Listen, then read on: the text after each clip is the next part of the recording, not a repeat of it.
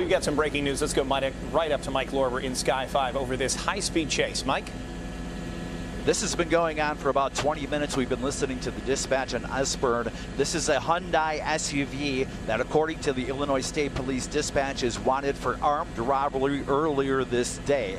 This pursuit we heard on the Espern started off the Bishop Ford Freeway. That's 94. Went back and forth in Sibley, went down to the south suburbs, almost a collision about 3 minutes ago where this vehicle, as you can see, an extremely high rate of speed, turned around in Glenwood Dyer Road. Currently, this is northbound 394, and we are about a mile before I-80. This vehicle, I would say at this point, is exceeding about 100 miles an hour. There's one, Max is going to stay with the vehicle here, so what you cannot see is behind it is the Illinois State Police in several suburbs that are coming up on this as well. Several times they were almost able to get to this vehicle, haven't been able to do it as of yet. Behind this vehicle, there are probably about a dozen squads with their lights flashing. So now we're northbound on 394. There's a lot of interchanges here where this vehicle could go several directions. If they go east, they go towards Indiana. If they go west, they'll head towards the Tri-State Tollway, or they may continue northbound into the city, and it looks like that's their plan right now. So this has been ongoing again. This is a Hyundai, and they're saying from this point that this vehicle was wanted for armed robbery. Now it's heading towards the city, so we're northbound 394. As you can see, driving erratically here. This is the Bishop Ford. This is the beginning of the Bishop Ford Freeway, northbound as we get up towards about 167th Street. Again, a lot of vehicles behind this. This vehicle will eventually maybe head up towards the city, and a whole network is waiting for them. What typically happens here is the state police will notify other suburbs. For example, this is heading up towards Dalton, Calumet City. Those suburbs may enact their people here to try to catch this vehicle ahead. And again, that's almost happened. There was almost a collision down in Lansing near Cottage Grove, down about Glenwood Lansing Road. Again, this vehicle wanted for armed robbery. They did say in the dispatch they believe there are 2 people inside and they're armed, and they're heading northbound here in the Bishop Ford, right around 159th Street. And now we are clearly in rush hour too, Mike, and the traffic is getting heavier even as we've been watching this car weaving its way through. He's behind someone right now, just wove his way in front of a semi and is going along the shoulder. So this is clearly an extremely dangerous situation, particularly with the people being armed. Now, as they get closer to this difficult traffic situation, I know every jurisdiction may have a different rule about a chase. What do you know about what we're dealing with, at least specifically right now, as it deals with the Illinois State Police, since they have jurisdiction on the interstate? That is a solid point, Marion. So now we're northbound at Sibley Boulevard. City limits are about a mile and a half away. So once this vehicle were to cross over the Cal Sag, it is technically in the city of Chicago. I can tell you this, though, I'm looking up ahead now, and I see a lot of other vehicles. And again, we don't want to lose the vehicle. This is not an easy shot to keep for our camera person, Max, here, but a lot of squads are up ahead as well. Typically, in this case, because this is on the highway, this is from the Illinois State Police. We don't know where this started from, but it was down here in the South Burbs. They will continue to pursue. The city of Chicago doesn't often pursue because they are worried and have had issues before where people not involved in the pursuit have been hit either by the police or by the pursued vehicle, causing damages.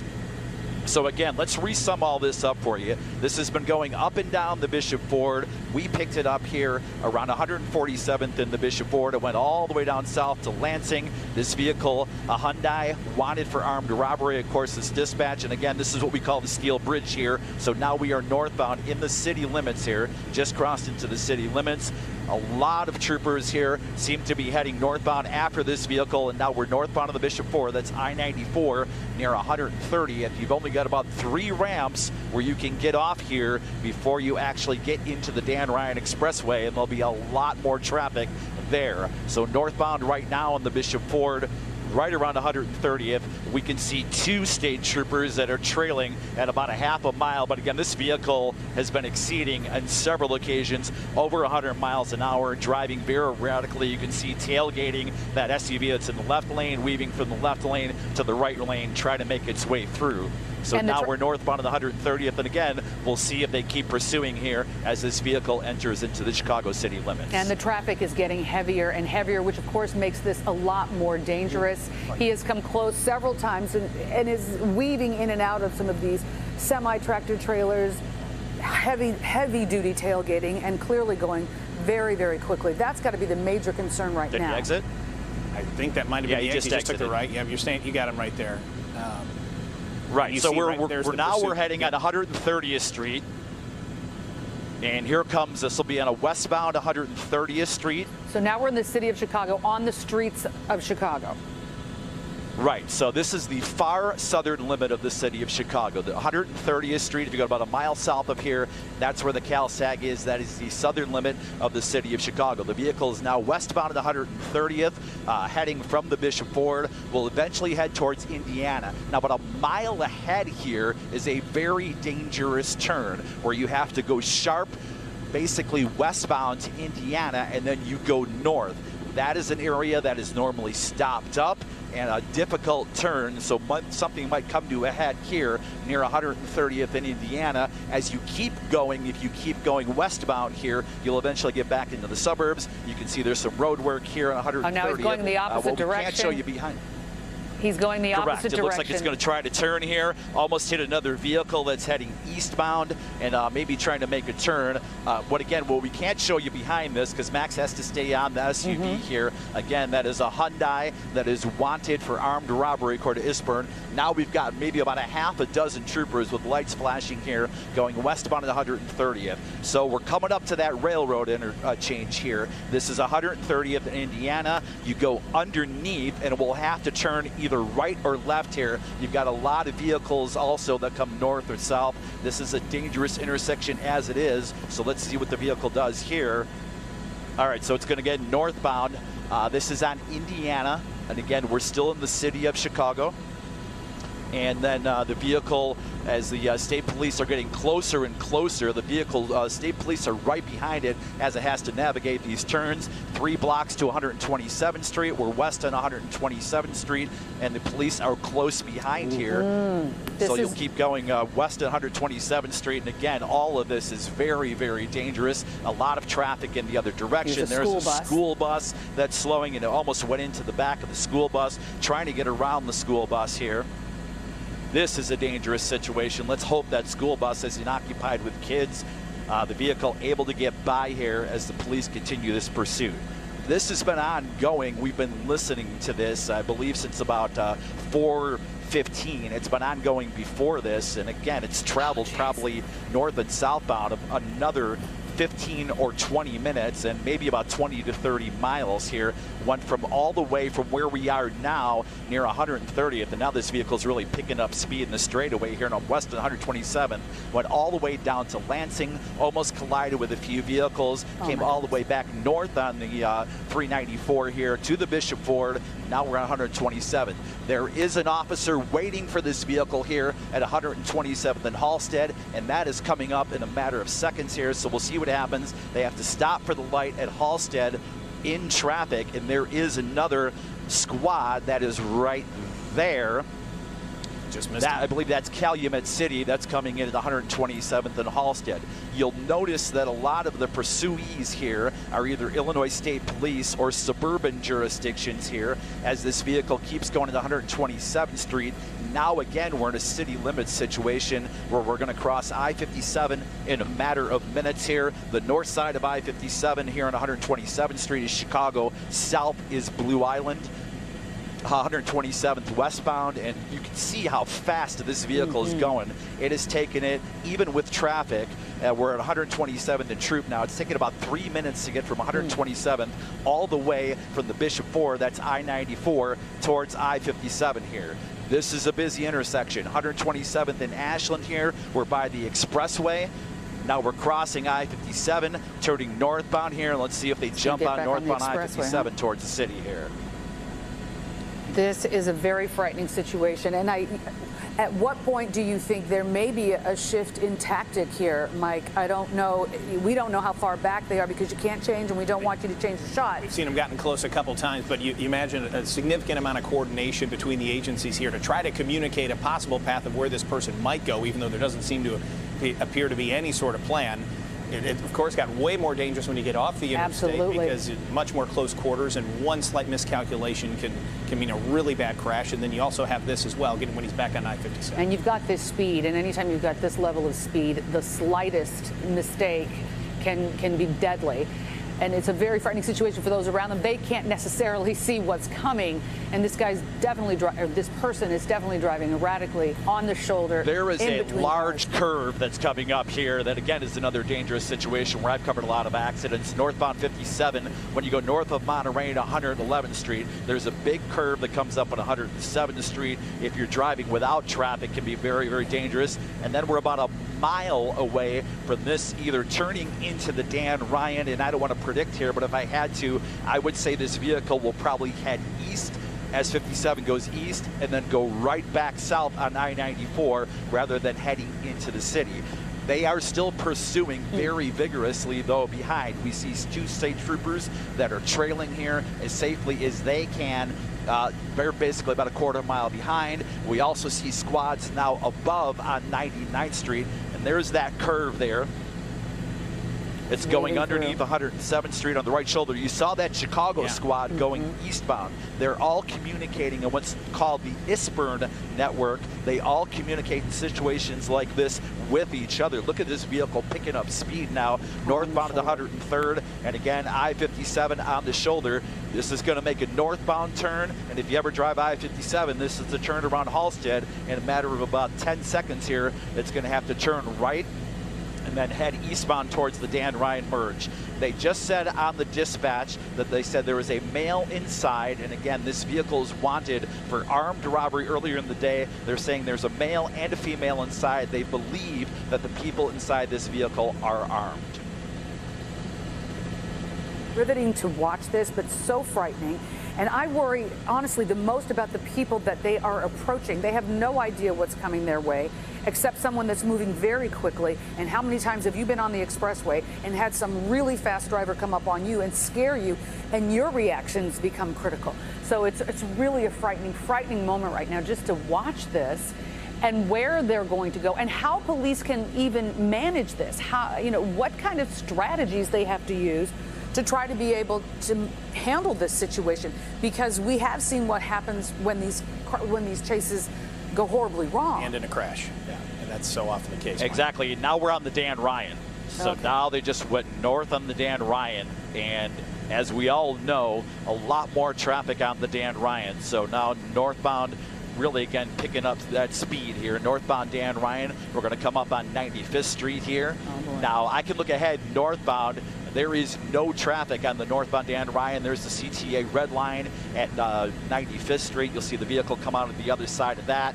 You've got the Dan Ryan. Now, again, what's different from the Dan Ryan than the other expressways, you've got exits basically every 4 blocks here. So they can exit 87th Street, 79th Street, 74th, 71st. You get the idea. Eventually, you can head all the way north, and we don't see any traffic on the northbound Dan Ryan all the way up until about where the Stevenson is. So again, this is another area where this vehicle, a Hyundai that is wanted for armed robbery, can pick up a large amount of speed. And now we're exiting again here. Let's see, we are at 87th Street. So I believe they're exiting at 87th Street. So you're getting into a residential area, and this is rush hour still, and who knows what the circumstances are. School is in session, so there are potentially schools nearby that could be part of the problem. They're on residential streets now where you don't have, you know, you have to slow down at each street to make sure that you don't run into anybody a lot of times on these side streets. So there could be pedestrians making their way. Fortunately, it's cold. Maybe people, not as many people maybe out walking the streets, but still, you're in a residential area, and he's still going well beyond the speed limit. Maybe not 100 miles an hour, but well right, beyond and the speed again, limit. you see it right here as opposed to the expressway where you know it's open. These are residential streets, and you don't know what's coming up, Right. and this could absolutely cause a collision. I believe we're off of State Street, or maybe a block off of this. They got off at 87th Street, went about a block, so we are about 80, coming up maybe about 83rd Street here, just saw him go northbound on over- this residential street. Yeah, you just saw him go over a speed bump. So you're in a clear residential street dealing with speed bumps. Makes it even more frightening. I don't know. I hope Right. people are watching, or they can alert people.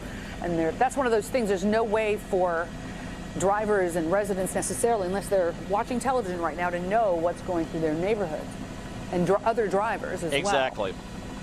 Yeah. Right, and I think these speed bumps are here because we're off of State Street here, and again, now the vehicle is heading eastbound, but those speed bumps are there because a lot of people take those as alternates for the Dan Ryan and tend to exceed the speed limit there because they think, well, I want to save time getting off the Dan Ryan. Now the vehicle heading eastbound here, and I believe we're on around 83rd Street and trying to stay with this.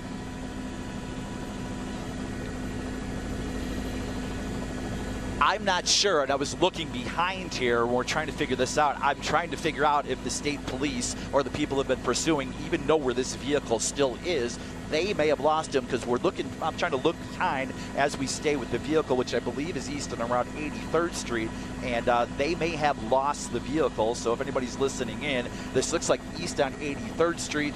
We're about a block or two from Martin Luther King, which is 400 east here. Again, that vehicle bailed off the Dan Ryan, and I believe this is coming up on MLK now and went eastbound across MLK. So that was Martin Luther King here, and eastbound, I believe, again, this is 83rd Street.